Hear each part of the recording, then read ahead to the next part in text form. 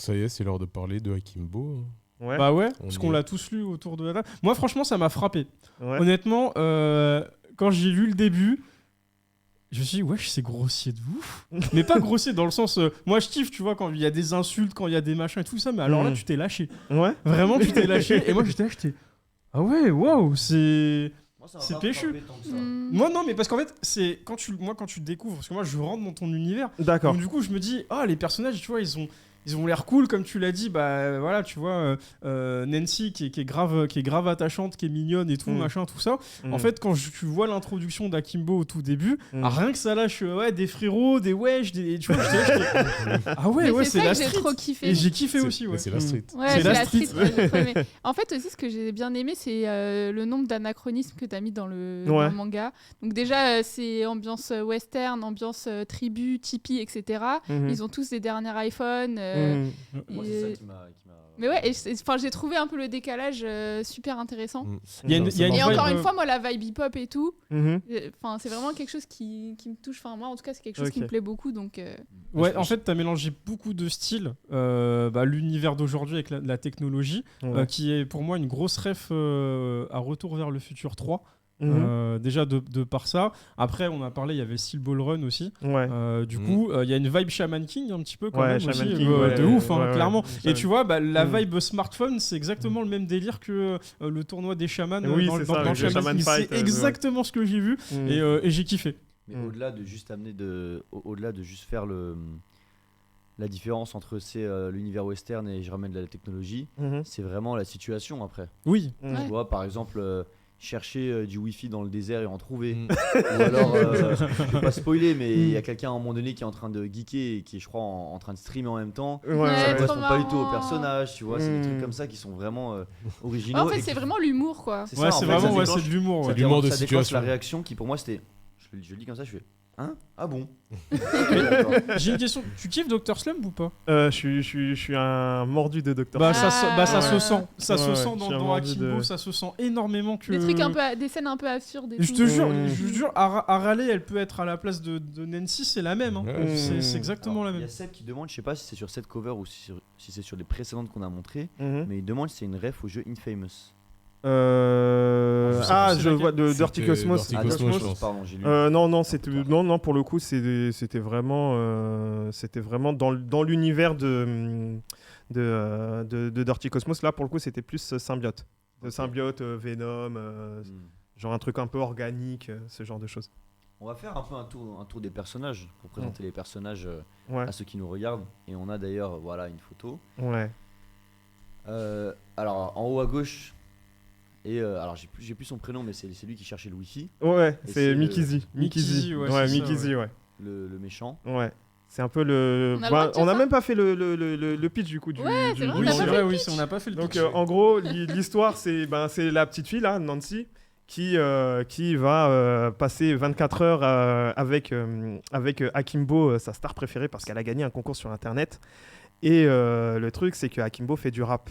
Et dans sa tribu, faire du rap, c'est à la fois bien vu et à la fois mal vu.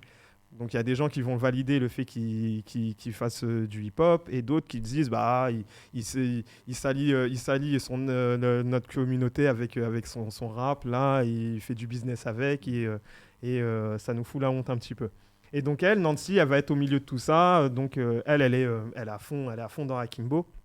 Et Akimbo prépare sa dernière date de concert et il se passe des trucs. Il y a des règlements de compte, il y a la presse qui s'en mêle et pas mal de choses. Trahison en interne. Voilà, des trahisons, des trucs et donc voilà. Ouais, moi j'étais frappé par le. Ensuite, j'ai une question parce que quand j'ai vu Nancy, alors je sais pas si Stranger Things sais ce que était tu vas dire. déjà sorti, mais du coup c'était clairement une ref à Nancy. C'est clairement Wheeler, une ouais, ref. c'était C'est ça, clairement une ref. Parce que moi j'avais pas l'année, donc je me suis dit Mhm. attends, si c'était avant, c'est vraiment. Ouais, peu, c'était. mais, Je l'avais. Ça fait un petit moment que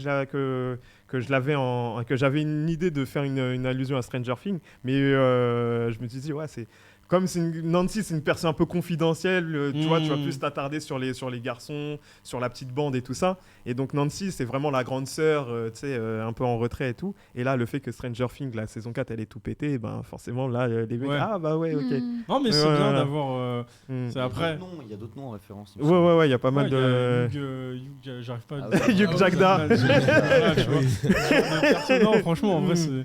Non, c'est marrant. Mais c'est la question que ça m'avait frappé, parce que je t'ai dit, moi, je suis vraiment rentré dans ton univers. Et j'étais agréablement surpris, parce que c'est vraiment, moi, une vibe street que je kiffe.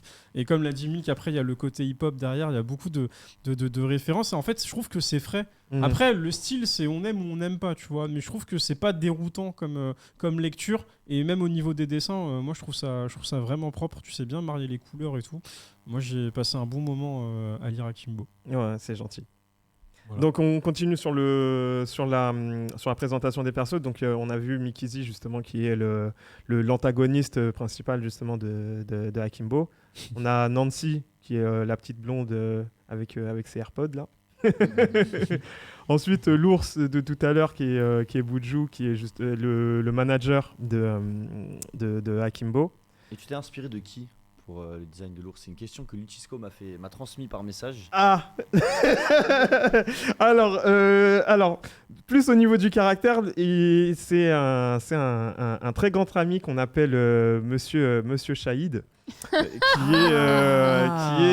qui justement qui m'a beaucoup inspiré au niveau du personnage, du caractère du personnage. Ok. Donc, maintenant que tu le dis, oui, effectivement. Bon, en plus, on le voit demain, mais je le verrai plus de la même façon. Incroyable. Donc voilà, un grand bisou à Monsieur Shahid quand même. Ouais. Ok, voilà. Un gros bisou. Le grand pop, comme on l'appelle. Exactement. Ça me fume. Donc voilà. Ensuite, on a Mami Tatanka, qui est la doyenne de la tribu, qui est la mamie un peu chill, elle est dans son tipi, elle est avec son narguilé, elle joue à la play, donc elle fait du stream en live. Elle fait du stream, donc voilà, elle est vraiment chill pour le coup. C'est la grand-mère d'Akimbo. La grand-mère 2.0. Voilà, la grand-mère 2.0, toujours bienveillante et cool. Donc voilà. Ok, on a aussi des planches. Ouais. Un peu pour te montrer le style. Je crois qu'il n'y a pas les. On a enlevé les. Ah non, bah non. J'ai dit on a enlevé les bulles. Mais... Ouais, c'est voilà. Le moment. Ouais. C'est le fameux. J'ai du Wi-Fi. Voilà, le fameux Mikizi qui. C'est exactement ce à quoi je faisais référence. Voilà, c'est ça, ouais. Donc là, pour le coup, Mikizi, il se met vraiment haut. Pour trouver du en fait, réseau. c'est comme quand tu lèves ton téléphone, voilà, c'est le premier réflexe que tu fais, c'est ça, tu vois, alors qu'en fait, pas forcément. Et là, je me suis dit, ça peut être marrant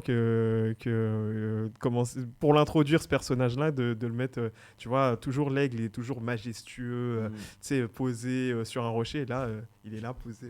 Il cherche du Wi-Fi. T'as bien, je trouve, saisi le regard. Le regard un peu, je sais pas, vicieux. Tu sais, là, il est juste content d'avoir du Wi-Fi et de voir les news, mais tu sens que c'est pas quelqu'un de bon dans l'histoire. Ouais. Le truc, c'est que moi, j'ai choisi les animaux. Parce que dans Akimbo, je mélange un peu les animaux et les humains. Et avec les animaux, je trouve que c'est plus intéressant on arrive directement à caractériser les personnages. On sait que, par exemple, je sais pas, tu vas prendre un chat, tu te dis, soit tu peux le faire kawaii, soit tu peux le faire, genre, c'est un petit blagueur ou un petit truc. Et là pour Mikizi, j'avais envie de rendre le truc vraiment aigle royal, patriotique et tout ça. Mais et justement, c'est lui qui veut garder les valeurs de la tribu, tout ça, et le faire un petit peu antipathique. Ça a marché. Ouais, ça a grave marché. Puis même là, sur cette planche, je trouve que le découpage est exactement ce que je vois dans les mangas. Tu t'es très bien inspiré de tout ça. Et en vrai, ça passe tout de suite. Hein. En fait, ça te met tout de suite en situation. Et ouais, tu découvres le personnage. Et bim, tu vois, t'as le fond, t'as le personnage. Et après, t'as vraiment un zoom sur son visage pour voir que c'est vraiment genre le personnage, enfin l'antagoniste du bouquin. Et ça suffit, tu vois. Donc, en vrai, propre. Et on a une deuxième planche, mais du manager. Qu'on va montrer à l'écran. Voilà. le fameux Buju. qui n'hésite pas à... J'espère que Shahid il t'a jamais mis de coup de tête par contre. Non. J'espère qu'il s'en est jamais pris non plus parce qu'à un moment, Buju, il lui arrive un truc. Ah ouais. Franchement. Ouais, donc j'espère que. Non. Là, pour le coup, ce que j'aime bien avec juste la relation de Buju et de Akimbo, c'est que Akimbo, il tient pas tête à Buju. Il est complètement soumis, comme il lui fait confiance, comme il sait qu'il est bienveillant, qu'il va toujours être de bons conseils, c'est un peu le coach, le grand frère, le tonton qui va veiller sur lui pour gérer un peu sa carrière, quoi. C'est le seul, je pense, qui pourrait se permettre de traiter Akimbo de cette façon, à part sa grand-mère peut-être. Ouais, voilà. Mais c'est vraiment le seul. Et il n'est pas de sa famille. Ouais. C'est Akimbo, il a une confiance aveugle à Buju, quoi. Mais attention, Akimbo, c'est pas que de l'humour aussi. Il y a vraiment une grosse vibe shonen que tu ressens. Après, je veux pas trop spoiler pour rentrer dans les détails, mais moi, le chapitre 1, il m'a frappé. Il y a de la bagarre. Il y a de la bagarre et il y a vraiment et ça frappe. Hein. C'est vraiment la street pour le coup. C'est vraiment genre il y a du sang, il y a des vraies patates qui partent. Moi, j'étais là, je scrollais sur mon téléphone, j'étais ok. C'était. Ouais, c'est le premier truc. T'es là, tu lis et tout, t'es en mode tranquille, c'est mignon, enfin c'est marrant et tout. Et là, d'un seul coup, ça prend un autre ton au bout d'un moment. Ouais. Ça devient beaucoup plus sérieux. Plus dingo. Plus dingo aussi. Ouais, c'était ça justement. C'était c'est un peu un pattern que j'ai, c'est d'apporter le côté rigolo en présentant très, très vite les personnages, comme c'est un one shot, comme je l'ai pas précisé tout à l'heure, mais Akimbo est un one shot, donc c'est une histoire complète en un seul volume. Et t'as fait des déçus là. Je crois qu'Yoann il est déçu. Et le truc, c'est que à des moments donnés, je voulais, une fois que j'ai bien installé l'univers, je change d'ambiance et je commence à rentrer dans le vif du sujet, en fait. Parce que c'est comme ça que, dans ma manière d'écrire, où c'est la plus efficace, parce que une fois que t'as cerné les persos, t'as machin, ça a l'air assez marrant, machin, et puis tu... Direct. Ouais, mais non, mais tu surprends. Voilà, moi, ça m'a surpris. Je m'attendais. Le changement d'ambiance fait que tu dis ah ouais, d'accord. Ouais. Avec un graphisme comme ça, je m'attends pas à ce. Exactement. C'est la réaction que j'ai eue, c'est je ne m'y attendais pas. Voilà. Tu m'as pris à contre-pied. Ou comme Milk elle l'a dit, je m'attendais à un truc un peu mignon et tout parce que je connaissais pas du tout. Je rentrais dedans. Et bim, là, bagarre. Je dis ah ouais, ok. Ça lance des punchlines, des trucs emballer, se peser. Je sais pas, mais il y a une autre bagarre où la première scène qui déclenche la bagarre, c'est même plus du shonen, c'est du seinen, tu vois. Oui, clairement. Clairement, on est dedans. Après, franchement, non, cool. Franchement, cool. Moi, j'ai bien kiffé. Kiffé. Et du coup, c'est quoi vos personnages qui vous ont plus plu moi, je t'ai déjà dit. Donc toi, c'était Buju, ouais. Ouais, moi c'est Buju, j'aime bien. Ouais, moi c'était Buju et Akimbo aussi. Après, je suis moins fan de Nancy. Ouais. Parce que bon, les personnages genre un peu. C'est pas, je dirais presque mascotte en fait, tu vois, parce qu'elle c'est une fangirl et tout. Bon, je me suis dit c'est pour le côté peut-être de l'histoire, tu vois, que tu ramènes. Mais au final, non, ouais, moi c'est plus Akimbo et surtout Buju comme Milk. Ok. Et Nancy a matière à faire un petit. Un spin-off. Un petit spin-off sur elle. Parce qu'on connaît un peu son histoire, mais t'en as pas trop révélé. Il manque des infos un peu. Ouais. Moi, c'est Akimbo. Akimbo aussi. J'aime bien déjà le chara-design. Ouais. Il est hyper intéressant, il est mystérieux. Et je regrette juste qu'on sache pas plus de choses sur la tribu, tu vois. Ouais. Parce qu'on a des informations comme quoi ils sont bouillants et tout, il faut pas les embêter, etc. Et tu sens qu'il y a... En fait, tu pourrais faire un tome 0 limite où il y a une histoire avant, etc. Ambiance Tokyo Revenger, avec la tribu. Carrément. Si on débuffle. Ah ouais, d'ailleurs, j'aimais bien comment il s'appelle Il est grave Bubule. kawaii le. Bubule. Ah, Bubule, oui. Bubule. Oui, Bubule, le Uber de Mamie Tatanka. Ouais. Elle a mis délire aussi. Ouais. Elle a mis délire. Moi, j'ai kiffé Akimbo depuis. Dès les premiers dessins, je me souviens même, t'avais fait un dessin en mode Colors. Oui. Ouais, tu le retrouves là. Ah, tu l'as mis dedans? Ouais, il est dedans. Pas fait gaffe. Il est. Tac. Il fait la session. Donc, voilà. juste le concept. Voilà. Ouais, oui, en mode Colors. Ouais. Bah, la normale, hein, la le base. concept du perso, j'avais kiffé. Ouais. Et puis, comme il disait Chris, ça m'a rappelé les. Comment ils s'appelaient les gars d'un Shaman King là, qui te font passer l'épreuve au tout début. Oui, non, mais les Sylva et tous les examinateurs de Shaman King, on est clairement dedans. Moi, franchement, c'est. Au niveau design et tout, le perso, j'ai kiffé direct. Et après, Buju, moi, j'avais sa première version déjà en tête. Donc, c'est Pookie. Donc j'ai kiffé aussi. Pookie quoi c'est quoi le nom du journal? Ah, Pookie News Express. Pookie News Express, c'est ça. Ça m'a tué. Non, mais t'as vraiment ton vocabulaire. Moi, c'est le vocabulaire que je retiens aussi dans Akimbo. Et ton univers, mais franchement, faut. Moi, je trouve que ça marque ainsi. Après, je me demande quelle réception ça a eu au Japon, justement, le fait de lire un truc aussi. Je sais pas pour le coup. J'aurais bien aimé ça. Après, à voir comment. C'est pas toi qui as traduit directement. Pour le Japon, non. Non, c'est pas moi. Ouais, à voir comment ça a été traduit aussi, tu vois. Donc faut voir parce que c'est vrai que comme c'est un langage très particulier, donc après à la traduction c'est assez, je pense que c'est assez spécial. Il doit y avoir des tournures de phrases où tu perds en nuances. Ouais. C'est sûr au niveau de la trad.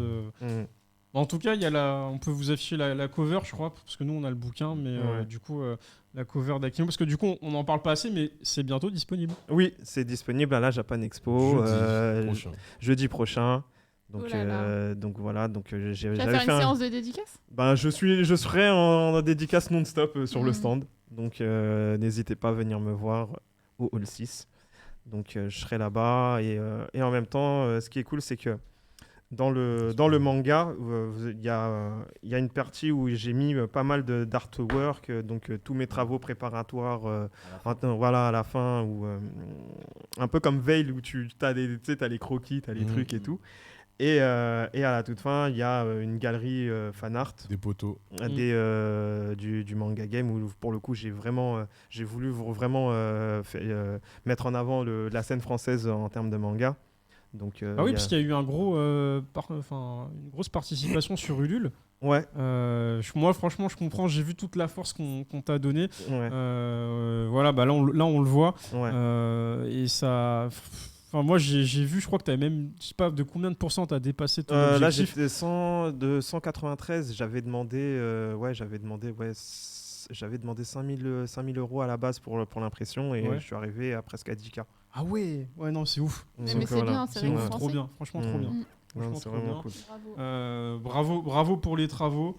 Honnêtement, lisez Akimbo, c'est important les gars. Franchement. Et puis il y a eu je tiens à faire un grand merci au poteau Luchesco qui est en coulisses. Hi Luchi. Donc qui m'a beaucoup aidé sur tout ce qui est la partie promotionnelle, visuelle. C'était le directeur artistique et marketing. Donc voilà, attends, on va faire ce visuel là, machin, pour les contributions. Oh, c'est lourd. Et il m'a même fait un super trailer incroyable. Luchesco, c'est Luchi, le couteau suisse. Le couteau suisse, le GOAT. Tout faire. Donc voilà. Donc il y a ça. Et j'en profite aussi pour saluer tous les artistes qui se reconnaîtront dans Akimbo. Il y a Renaud Lemaire qui m'a fait un super truc. Il y a Tony Valente aussi, l'auteur de Radiant. Il y a Géraud, il y a Roro, il y a ZD, il y a le chef Otaku. Il y a Yamishin aussi qui fait Green Mechanic chez Kyun. On a Fedoa Lamodière qui est traductrice et qui fait du manga aussi.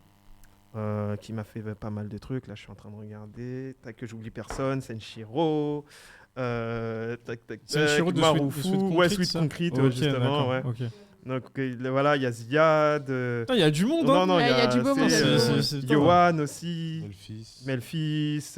Entosha. Il y a Gail. Il y a tellement de monde. Christophe Cointeau aussi qui fait Tintaron.